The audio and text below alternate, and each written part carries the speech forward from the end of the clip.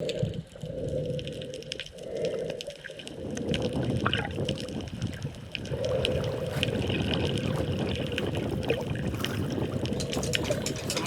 culture, when the woman is given birth, there's a cut and Andavadoaka drying that for 2 days, and then putting that on the sail, and then throw on the waters. That is mean your son is become fish.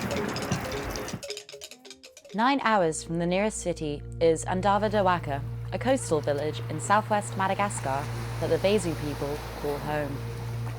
The name Vezo means people who fish or to struggle with the sea. The seas around Andava are home to one of the largest coral reef systems in the world. Fishing is a way of life in the village, passed down from generation to generation for nearly 2,000 years.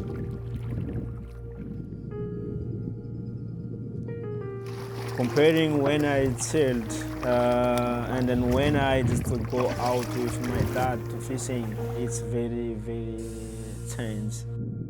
Coral is become dying and then no more fish. It's like a sick ocean. It's not healthy, same as before. The demands of a rapidly increasing population, plus the effects of global climate change, have put immense strain on the coral reefs. Sharks and turtles are both very important within a marine ecosystem.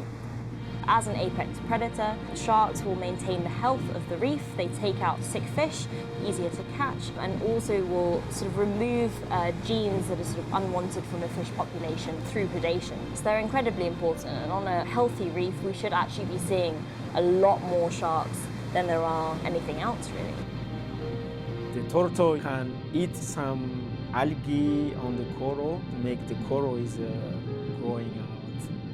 It's very important animals on the sea.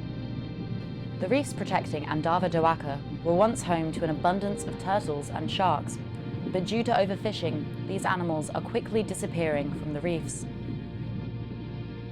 People are worried about how they're going to send their children to school, and there is simply not enough money coming in from fishing. A kilo of fish is something like 3,000–4,000 ariane, and it would take a long time for a fisherman right now to go out and catch that. That might not even be a day's catch.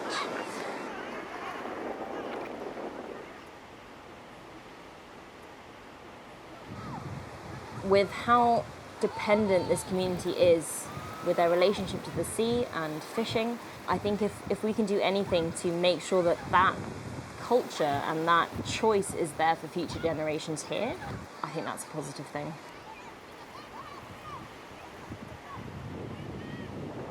A lot of these animals, when we were asking the kids, they've only ever seen them when they're dead up on the beach or a fisherman is bringing them in. And if we could change that perception to them being really excited and happy to see a live turtle, then that would be quite, I think, a good step towards preserving the small populations that we still do have in this region. So what we wanted to do was to raise awareness of the importance of sharks and turtles in marine ecosystems.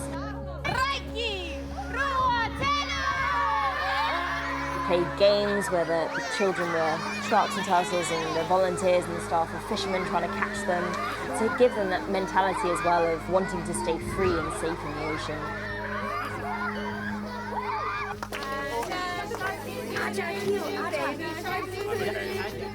Shark and Turtle Day was hosted by a local NGO that is working to rebuild the area's fisheries while improving the quality of life for the people who live here. It's very difficult to predict what will actually happen in the future. Issues relating to climate change are being seen now, and they are very real. 90% of fisheries globally are already fully exploited. So we have already got to a point where we've lost most of the fisheries that we have in the sea. Hopefully there is hope. I would like to think there is. I'd hate to be in a world where we didn't think that we could make a difference. And I think every single person can do that. If you're in a situation where you can make choices about where your food is coming from, it's really good to eat locally. Educate yourself on where something's coming from. Marine Stewardship Council will assess the sustainability of seafood stocks around the world. I think if everybody were to just slowly make more sustainable choices when it came to seafood, that could hopefully have an impact. One thing we have to remember with the seas is all of the seas are interlinked and interconnected, and if there is a change in the coral reef ecosystems that we have here, that will impact what we see in the deep seas, in open oceans. Everything has sort of a knock-on effect. You need to look at every single ecosystem in the ocean in order to come up with one coherent, healthy environment.